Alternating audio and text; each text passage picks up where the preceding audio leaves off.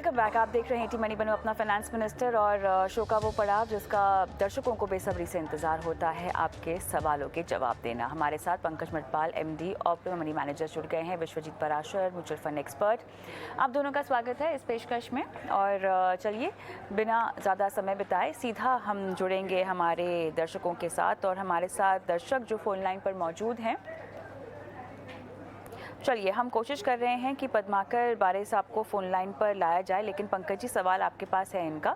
कुछ हाईलाइट सवाल की मैं पढ़ देती हूँ। और इनके पास जो फंड्स हैं उनमें इनके पास काफ़ी सारे फंड्स हैं। Axis focus 25, DSP, equity opportunity, HDFC balance advantage, ICICI Pru का ब्लू चिप है, आईसीआईसीआई प्रू का वैल्यू डिस्कवरी भी है, कोटक का फ्लेक्सी कैप भी है, Mirae asset emerging blue chip, Mirae asset large cap, Nippon का स्मॉल कैप भी है। एक मुश्त पोर्टफोलियो अलग से बना रखा है जहां पर मेरा एसेट का large cap, SBI equity hybrid, Sundaram large and mid cap, axis blue chip इन्होंने 1-1 लाख रुपए निवेश किए हुए हैं। मौजूदा वैल्यू कह रहे हैं 21 लाख है पोर्टफोलियो की। और 9 फंड्स जो बताएं मैंने शुरुआत में 34,500 रुपये उसमें डाल रहे हैं। 6 साल के बाद 50 लाख और फिर 10 साल के बाद 50 लाख चाहिए। 10 साल में इनको 1 करोड़ का लक्ष्य भी है। तो चलिए, बहुत सारे फंड्स बटोर रखे हैं इन्होंने। लेकिन अब बताएं, इनको अगर छांटना चाहें तो कहाँ और कैसे छांट पाएंगे पंकज जी? कविता जी नमस्कार।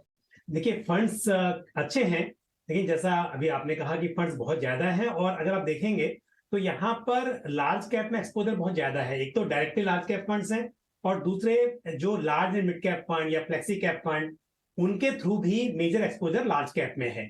तो यदि फंड्स कम करने हैं तो कुछ फंड्स के मैं सलाह दूंगा कि उनसे एग्जिट कर जाएं, जैसे कि मेरे asset large cap fund, ICICI Prudential blue chip fund, Axis blue chip fund और साथ ही Sundaram large and mid cap fund. इन फंड से ये एग्जिट कर सकते हैं। ऐसा नहीं है कि फंड खराब है, लेकिन क्योंकि एक्सपोजर बहुत ज्यादा हो रहा है और फंड बहुत ज्यादा है, लार्ज कैप एक्सपोजर ज्यादा है, इसलिए मैंने सलाह दी है कि इन फंड से एग्जिट करके और जो पैसा है उसे, जैसे कि ICICI prudential value discovery fund है, मेरे asset emerging blue chip fund और कोटक फ्लेक्सी कैप फंड, इन फंड में पैसों को बढ़ा दें। इनमें जो इन्वेस्टमेंट उसे बढ़ा दें तो थोड़े फंड्स कम हो जाएंगे और कंसोलिडेशन होगा पोर्टफोलियो का, ये बेहतर रहेगा। साथ ही दूसरा जो सवाल है कि 5 लाख रुपए लमसम में इन्वेस्ट करने हैं, और क्योंकि इनका जो गोल है वो ऐसे है कि 6 साल के बाद 50 लाख और 10 साल के बाद फिर 50 लाख, तो जो लमसम 5 लाख इन्वेस्ट कर रहे हैं वो अगर अभी 6 साल के बाद पैसों की जरूरत पड़ने वाली है वहां काम आ जाएंगे, तो मेरी सलाह होगी कि मल्टी एसेट एलोकेशन फंड में ये इन्वेस्ट करें, वो बेहतर होगा। और थोड़ा सा 5 लाख है तो एसटीपी के जरिए कर लें, अगले 5-6 महीने की भी एसटीपी करें तो अच्छा रहेगा, क्योंकि मार्केट वोलेटाइल है ऐसे में। और स्कीम का जहां तक सवाल है, ICICI Prudential multi asset fund और Aditya Birla Sun Life multi asset allocation fund, इन फंड्स को चुन सकते हैं। और जो टारगेट है इन्होंने पूछा है, क्योंकि 21 लाख इनके पास लमसम अवेलेबल है, ऑलरेडी जो इन्वेस्टमेंट किया हुआ बढ़कर अभी 21 लाख हो गया है, और साथ ही 34,500 रुपीज पर मंथ की एसआईपी भी कर रहे हैं। और साथ में ये भी कहा है कि 10% से हर साल एसआईपी को बढ़ाएंगे, तो ये अपने गोल्स को आसानी से अचीव कर सकते हैं मेरे हिसाब से। क्योंकि अगर हम 12% का सीएजीआर लेके चलें तो इनके पास जितनी जरूरत है उससे ज्यादा ही पैसे इकट्ठे हो सकते हैं। तो मेरे हिसाब से सब कुछ ठीक है, बस जिन फंड्स में मैंने बदलाव की सलाह दी है उसको फॉलो कर लें। चलिए, फ़ोन लाइन पर मेरे साथ है नहीं तो मैं ज़्यादा क्रॉस क्वेश्चनिंग के बिहाफ में कर नहीं पा रही। और बाकी आपने पूरी तरह से इनको सलाह तो दे दी है। अगर इनको और कोई सवाल होगा तो वापस पद्माकर जी आप भेजिएगा। फिलहाल हमारे साथ प्रदीप कुमार जी क्या फ़ोन लाइन पर हैं?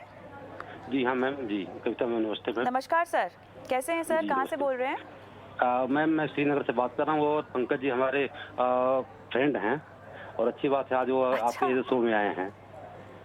अरे, आपके दोस्त हैं तो फिर आपने शो पर सवाल क्यों भेजा? मैम ऐसा है। और देखिए, और आपके साथ शो पर आपके दोस्त हैं तो, लेकिन आपका सवाल जो है वो हमारे दूसरे एक्सपर्ट जवाब देंगे, विश्वजीत जी जवाब देंगे, है ना? तो पंकज जी चलिए, लगे हाथों आपको अपने दोस्त का पोर्टफोलियो भी पता चल गया, अगर नहीं पता होता तो। चलिए, तो विश्वजीत जी के पास आपका सवाल है। बहरहाल आप बताइए। 2 करोड़ का टारगेट है सर आपका 2029 तक, है ना? जी मैम, जी मैम, जी। तो ओके सर, आपने मेरे को बताइए, आपने यूटीआई के इतने फंड्स क्यों डाल रखे हैं सर? मैम एक्चुअली पर हम लोग नॉलेज नहीं था और हम बेसिकली गवर्नमेंट सेक्टर में हैं, तो जो फंड मैनेजर जो हमको एडवाइस करते हैं उस पर हम लोग इन्वेस्ट कर देते हैं। और ये तो दोनों वही अच्छे वाली को बात परफॉर्म होगी नहीं ना कर रहे। प्रदीप कुमार जी, तो जी। वही वाली बात होगी, एकदम बगल में बच्चा और नगर में ढिंढोरा। आपके दोस्त हैं फाइनेंशियल प्लानर, हमारे शो पे हर हफ्ते आते हैं, फिर भी आपने इनसे सलाह लेना जरूरी नहीं समझा। चलिए, बहरहाल समझ गए। मैं भी इन्वेस्टमेंट पहले की इन्वेस्टमेंट है मैम, इसलिए अच्छा, सर से मुलाकात बाद में हुई थी। जी जी हाँ हाँ। जी। चलिए, तो सवाल तो आपका है, सीधा अब चलते हैं समाधान की ओर। बताएं विश्वजीत जी। जी, बिल्कुल प्रदीप कुमार जी, पहले तो थोड़ी सलाह मैं दूँगा, फिर अगर कुछ कमी रह जाए तो पंकज जी से आप अलग से संबंध बना सकते हैं और पूछ सकते हैं। जैसा कि जो आपने पोर्टफोलियो मुझे भेजा है, मैं उसके बारे में बताना चाहूँगा कि एनपीएस और जीपीएफ तो अच्छी स्कीम्स हैं, आप इसमें बने रहें, क्योंकि एनपीएस जब आप रिटायर होंगे, क्योंकि आपने बताया कि आप 2029 में रिटायर होने वाले हैं, तो आपको करीब 60% आपको टैक्स फ्री इनकम मिलेगी उसमें एनपीएस में, और बाकी का 40% भी आप किसी भी पेंशन प्लान में निवेश कर सकते हैं, और इसके साथ-साथ आपको टैक्स सेविंग भी मिलेगा। जहाँ तक कि आपका म्यूचुअल फंड पोर्टफोलियो का सवाल है, आपने यूटीआई फ्लेक्सी कैप और एक IDFC flexi cap, 2 flexi cap fund ले रखे हैं, और जैसा कविता जी ने बताया भी कि आपने 2 यूटीआई फंड ले रखे हैं, 3 स्कीमों के 3 टोटल 3 स्कीम है और उसमें भी 2 यूटीआई की हैं। तो कोई खराबी नहीं है, यूटीआई स्कीम्स भी बहुत अच्छी हैं, बट आप उसमें से एक फंड में आप स्विच कर सकते हैं। तो मैं ये कहूंगा कि आप यूटीआई फ्लेक्सी कैप से स्विच होकर आप Nippon India multi cap fund में निवेश कर लें, तो आपका डाइवर्सिफिकेशन भी हो जाएगा और एक एएमसी का जो कॉन्सेंट्रेशन है वो भी कम हो जाएगा। इसके अलावा आईडीएफसी फ्लेक्सी कैप फंड भी आप शिफ्ट कर सकते हैं, क्योंकि काफी अच्छी परफॉर्मेंस नहीं देखी है अभी नियर फ्यूचर में, तो उसको आप एचडीएफसी फोकस 30 फंड में निवेश कर सकते हैं। तो ये 2 फंड आप उसमें और ऐड कर लें, और ये 2 स्कीमों को आप रिडीम कर सकते हैं। इसके अलावा मैं ये कहूंगा कि आपने जो एसबीआई कंजम्पशन अपॉर्चुनिटी फंड ले रखा है, ये प्रदीप कुमार जी एक थीमेटिक फंड है, जो कि एक हाई रिस्क फंड होता है। इसकी परफॉर्मेंस काफी अच्छी रही है और लास्ट 1 साल में भी काफी अच्छी रही है, बट क्योंकि ये हाई रिस्क फंड है तो आप इसको समय समय पर रिव्यू करते रहें, और मौका लगे तो आप इसको किसी और अच्छे लार्ज कैप फंड या मिड कैप फंड में भी शिफ्ट कर सकते हैं। तो मेरी ये सलाह रहेगी कि आप जो भी आपका जो गोल है, जो आपने 2 करोड़ रखा है, वो भी 6-7 साल में थोड़ा सा एम्बिशियस है प्रदीप कुमार जी, क्योंकि आपने अभी बहुत थोड़ा सा ही निवेश किया हुआ है, जो भी आपने पोर्टफोलियो में हमारे साथ शेयर किया है। तो करीब 2.25 लाख की एसआईपी आपको करनी पड़ेगी अगर आपको 2 करोड़ का गोल अचीव करना है केवल 6-7 साल में। तो मैं यही कहूंगा कि आप धीरे धीरे अपनी निवेश को जितना बढ़ा सकते हैं उतना बढ़ाएं, और उम्मीद करता हूं कि जैसे जैसे आप बढ़ाएंगे तो आपका गोल भी उतना ही करीब आएगा। चलिए, एक टेक पंकज जी का भी लेना बनता है। पंकज जी बताइए। बिल्कुल, पहली बात तो ये है कविता, देखिए प्रदीप कुमार जी हमारे दोस्त हैं, मतलब मैं क्योंकि इंडियन आर्मी के लिए plus CAPF, CISF, CRPF, BSF सभी के लिए इन्वेस्टर एजुकेशन प्रोग्राम करता रहता हूं, और इससे मेरी मुलाकात बहुत से जवानों से, ऑफिसर से होती है और दोस्ती होती है। मुझे खुशी हुई कि हमारी फाइनेंशियल अवेयरनेस जो हम टीवी के माध्यम से करते हैं या जागरूक करने की कोशिश करते हैं, ये बहुत फायदेमंद होती है। और जो जवाब अभी मिला है पार्षद जी से बिल्कुल सही है, उन्होंने सही राय दी है। प्रदीप कुमार जी, उस पर आप अमल कीजिए, फॉलो कीजिए उसको, और आपका कोई भी सवाल होता है आप टीवी शो के माध्यम से या डायरेक्टली भी कभी संपर्क कर सकते हैं। तो all the best to you. कोई सवाल पूछना चाहते हैं प्रदीप कुमार जी? नहीं मैम, चूंकि सर अवेलेबल है और सर हमारी पोर्टफोलियो को समझ रहे हैं, तो और कोई सवाल नहीं है, बाकी मैं सर से एडवाइस ले लूंगा मैम। थैंक यू मैम शामिल करने के लिए। All the best sir. चलिए आगे बढ़ते हैं, और विजय पारीक साहब फोन लाइन पर मेरे साथ हैं। सर नमस्कार, क्या हालचाल? नमस्ते मैडम। हेलो जी, आपकी आवाज़ मुझे आ रही है। आपको 40,000 रुपये हर महीना एसआईपी के जरिए निवेश करना है ना सर? Yes madam. मुझे ये बताइए कितने साल तक निवेश करेंगे, क्या मकसद है इस निवेश के पीछे? मैडम मैं करीब 10 to 15 ईयर में इन्वेस्ट करना चाहता हूँ, और मेरा एक ही है कि जब मैं रिटायर हूँ तो मेरे पास में आगे के टाइम के लिए मेरे पास सफिशिएंट फंड हो आफ्टर 60 ईयर, और 40,000 प्लस मैं इन्वेस्ट करना चाहता हूँ पर मंथ। बाकी रिटायरमेंट प्लानिंग ही है मेरी कि मैं जब रिटायर हूँ तो मैं मेरे पास अच्छा फंड हो। ये बताएं, सफिशिएंट फंड आपके पास होने चाहिए, उसका मतलब ये है कि आपका हर महीने का खर्चा निकलना चाहिए इस निवेश के जरिए, है ना? Right madam. तो अभी आपका हर महीने का खर्चा कितना है? क्योंकि 60 के बाद अगर आप हर महीने के खर्चे की प्लान कर रहे हैं तो आपका निवेश भी उसके मुताबिक होना पड़ेगा। तो कितना आप चाहते हैं आपके पास पैसा आना चाहिए इस निवेश से? मैडम करीब मेरा पर मंथ एक्सपेंसेस 1,20,000 मेरा एक्सपेंसेस है प्रेजेंटली। ओके, और ओके। इन फ्यूचर मैं 1 लाख प्लस मैं मेरे पास में कैश एंड आता रहे, ऐसा प्लानिंग चाहता हूँ मैडम मैं। Okay, perfect. पंकज जी बताइए। जी बिल्कुल। थोड़ा सा मुझे एक और बताइए कि आपका जो गोल है वो कितने साल का है? सर मैं गुड इवनिंग सर, मैं एक्चुअली 12 या 13 ईयर के लिए इन्वेस्ट करना चाहता हूँ। अभी मेरी प्रेजेंट जो करंट एज चल रही है 47 चल रही है मेरी। हम्म।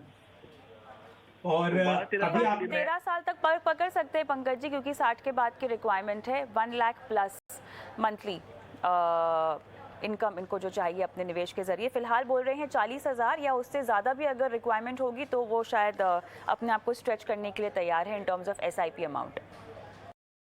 बिल्कुल।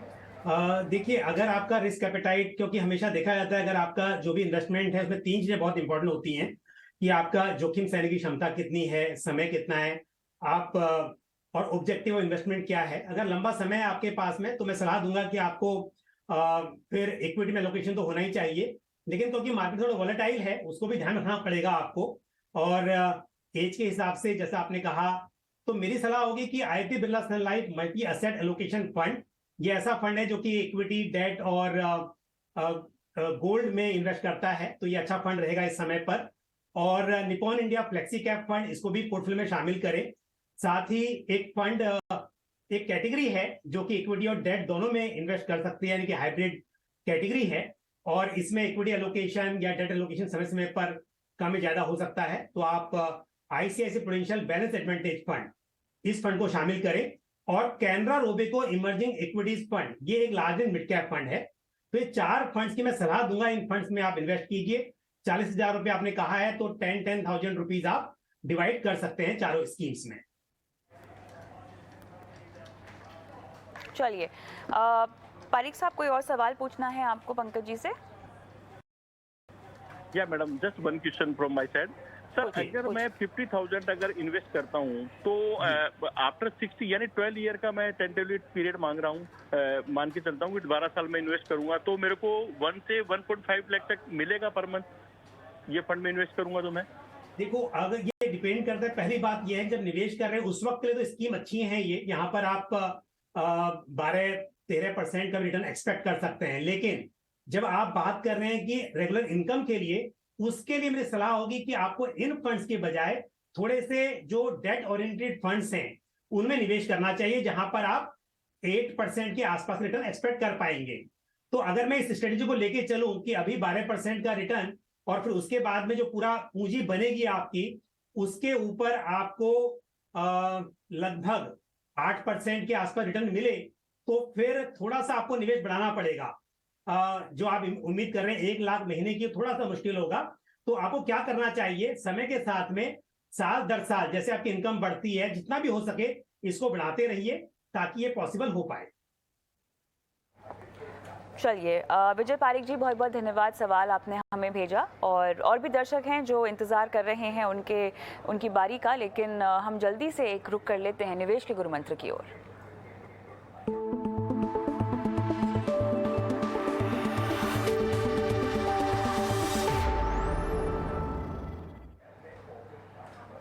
विश्वजीत जी बताइए, आपका गुरु मंत्र क्या है निवेश का आज?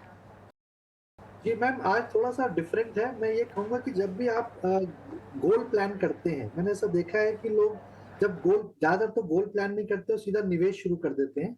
लेकिन अगर थोड़ा एक कदम पहले जाएं, तो जब भी आप गोल प्लान करते हैं तो अपने पार्टनर, स्पाउस को जरूर इन्वॉल्व करें, क्योंकि हो सकता है कि वो गोल थोड़े डिफरेंट हो।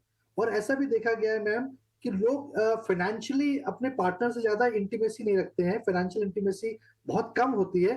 तो अगर कोई ऐसी दुर्घटना हो जाती है तो बहुत सिचुएशन खराब हो जाती है कि पोर्टफोलियो को कैसे मैनेज किया जाए। तो अपने अपने पार्टनर को फाइनेंशियल इंटीमेसी बढ़ाएं और सारी चीजों के साथ शेयर करें और मिलकर गोल सेट करें, तब निवेश करना स्टार्ट करें। बिल्कुल सही। पंकज जी? कविता, देखिए, बात मैंने शायद पहले भी कई बार कही है, लेकिन आज भी मुझे लगता है कि ये बहुत ही इंपॉर्टेंट है समझना। कई बार निवेशक एनएवी पर बहुत फोकस करते हैं, यानी कि अगर एनएवी कम है तो उनको लगता है कि ये फंड बेटर है या इसमें इन्वेस्टमेंट करना ज्यादा फायदेमंद होगा। एनएवी इसके लिए होती है ताकि जितना पैसा आप इन्वेस्ट कर रहे हैं उसके अगेंस्ट में कितने यूनिट्स आपको अलॉट हो सके, बाकी और इसका कोई फायदा नहीं है। आपको यूनिट्स अलॉट हो गई, यूनिट 100 हो या 1000 हो, प्राइस 10 रुपी हो या 100 रुपीज हो, क्या मैटर करता है कि वो कितनी जल्दी बढ़ेगा। 10 रुपी अगर 20 होगा तो भी पैसा डबल हो रहा है, और 100 रुपी अगर एनएवी उसका प्राइस जो बढ़ के 200 हो जाएगा तो भी पैसा डबल होगा। तो फोकस इस बात पे होना चाहिए कि स्कीम ने कैसी परफॉर्मेंस दिखाई है हिस्टोरिकली, आगे उसका पोर्टफोलियो कैसा है और कितना उसमें ग्रोथ की संभावना है। तो यानी कि स्कीम कैसी है वो इंपॉर्टेंट है, एनएवी कितना है, वो 400 की एनएवी हो या 4000 की भी हो तो भी उससे कोई फर्क नहीं पड़ेगा। महंगी एनएवी मतलब ऐसा नहीं है कि वो स्कीम में अच्छा रिटर्न देने का पोटेंशियल नहीं है, और वो बड़ी एनएवी तभी हुई है क्योंकि स्कीम का एनएवी 10 रुपए से बढ़कर इतना बड़ा हो गया है, मतलब कि उसकी परफॉर्मेंस अच्छी रही है। तो इस बात पर निवेशकों को बहुत ध्यान देना चाहिए। ऑलराइट, झटपट हमारे एक दर्शक, इनफैक्ट आखिरी दर्शक सांबाजी फोन लाइन पर हैं और इनका सवाल विश्वजीत जी लेंगे। सांबाजी नमस्कार सर, आपका सवाल हमारे पास है। ओके, 11 फंड्स है आपके पोर्टफोलियो में, ये इसकी डिटेल हमारे पास है। 10 साल में आपको चाहिए 1 करोड़ रुपए, यही सवाल है ना सर? यस। विश्वजीत जी, क्या जवाब होगा? जी मैम, बिल्कुल। इन्होंने जो भी स्कीम सिलेक्ट करी हुई हैं सारे ही टॉप क्वार्टाइल फंड हैं और कंसिस्टेंट परफॉर्मेंस भी रही है, तो फंड सिलेक्शन में कोई कमी नहीं है। बट हाँ, 11 स्कीम्स हैं तो उसको थोड़ा सा कम करने की कोशिश की जा सकती है। करीब 7-8 फंड काफी अच्छे रहेंगे जिसको मैनेज भी कर सकते हैं और ट्रैक भी कर सकते हैं। जहां तक कि इनके लक्ष्य का सवाल है, इन्होंने 1 करोड़ की बात करी है तो वो आराम से अचीव हो रहा है, बल्कि 12% की अगर मैं रिटर्न एज्यूम करके चलूं तो करीब 1.25 करोड़ हो रहा है, तो गोल तो आराम से अचीव हो जाएगा। बट इनको कंसिस्टेंटली निवेश करते रहना पड़ेगा। ये जो भी एसआईपी है उसको मेंटेन करना पड़ेगा अपने गोल तक, और मेरे हिसाब से बहुत अच्छा पोर्टफोलियो है, आप इसमें बने रहें। कुछ स्कीम अगर कम कर सकते हैं तो काफी अच्छा है। चलिए संभाजी, बहुत बहुत धन्यवाद, सवाल आपने भेजा, उम्मीद करते हैं कि आपको सलाह समझ में आ गई हो। और इसी के साथ विश्वजीत जी आपका, पंकज जी आपका बहुत बहुत धन्यवाद दर्शकों की फाइनेंशियल प्लानिंग आज आपने कराई। और मुझे भी इजाज़त दें, लेकिन जाते जाते एक नंबर आपकी स्क्रीन पर छोड़े जा रहे हैं जो हमारा व्हाट्सएप नंबर है, और इस नंबर पर आपको अपने सवाल हम तक पहुँचाने हैं। दीजिए इजाज़त, नमस्कार।